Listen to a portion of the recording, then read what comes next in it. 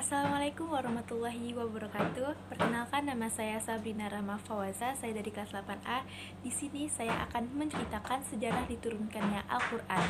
Al-Qur'an diturunkan oleh Allah Subhanahu wa taala kepada Nabi Muhammad SAW melalui perantara malaikat Jibril.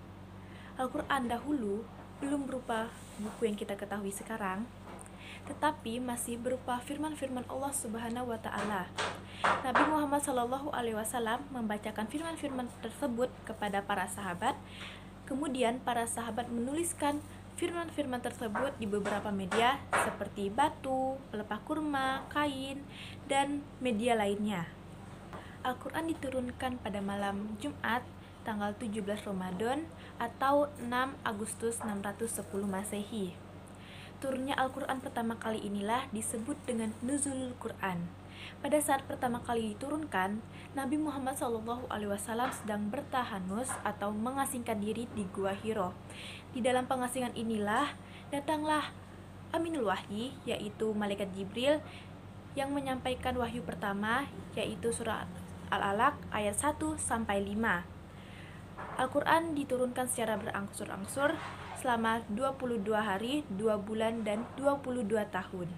Dalam kitab Sahih Bukhari dijelaskan bahwa Aisyah berkata, permulaan wahyu yang turun kepada Rasulullah SAW berawal dari mimpi yang baik menjelang pagi hari. Setelah itu beliau tertarik untuk mengasingkan diri di Gua Hiro. Beliau beribadah beberapa malam dan tidak pulang ke rumah istrinya. Untuk itu beliau membawa perbekalan. Pada suatu hari beliau kembali ke rumah istrinya untuk membawa perbekalan dan kembali lagi ke Gua Hiro sampai beliau mendapatkan kebenaran. Selama bulan Ramadan, beliau terus mengasingkan diri di Gua Hiro hingga pada suatu saat yang bertepatan pada 17 Ramadan 610 Masehi, datanglah Aminul Wahyi, yaitu Malaikat Jibril menghampiri Rasulullah di dalam gua tersebut. Dan Jibril berkata, "Wahai Muhammad, engkau adalah Rasul Allah dan aku adalah Jibril." Lalu Jibril berkata lagi, "Iqra, bacalah." Rasul menjawab, "Aku tidak bisa membaca." Jibril memegang Rasulullah dan memeluknya hingga beliau merasa sesak. Lalu Jibril berkata lagi, "Iqra, bacalah." Rasul tetap menjawab, "Aku tidak bisa membaca." Hal tersebut terulang 3 kali hingga Jibril berkata, "Iqra bismi rabbikal ladzi khalaq, khalaqal insana min 'alaq.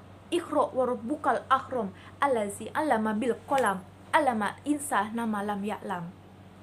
Yang artinya, bacalah dengan menyebut nama Tuhanmu yang menciptakan. Dia telah menciptakan manusia dari segumpal darah. Bacalah, dan Tuhanmu lah yang maha pemurah, yang mengajar manusia dengan perantara kalam. Dia mengajar manusia apa yang tidak diketahuinya. Quran Surah Al-Alaq ayat 1-5. Setelah Rasulullah SAW menerima wahyu tersebut, beliau pulang ke rumah istrinya. Beliau pulang dalam keadaan hati yang berdebar dan rasa takut. Sekian dari saya mohon maaf apabila saya ada kesalahan atau kekurangan. Wabillahi taufiq walhidayah. Wassalamualaikum warahmatullahi wabarakatuh.